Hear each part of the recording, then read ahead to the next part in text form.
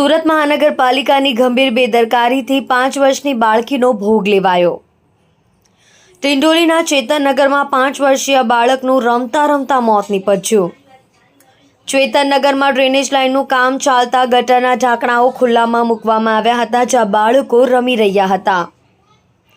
રમતા રમતા એક જ ઘરની 2 દીકરીઓ પર આ ગટરનું ઢાંકણું પડી જતાં 2 વર્ષની દીકરી તો નીકળી ગઈ, પણ 5 વર્ષની ભાગ્યશ્રીનું માથાના ભાગે ગટરનું ઢાંકણું વાગી જતાં મોત નીપજ્યું હતું।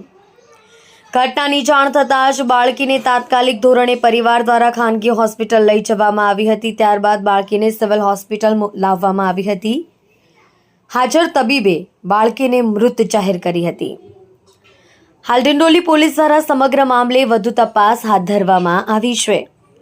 ઓટો રિક્ષા ચલાવીને પોતાનું ગુજરાન ચલાવનાર બાપની આજે એક દીકરી સુરત મહાનગરપાલિકાની ગંભીર બેદરકારીને કારણે ગુમાવવી પડી છે।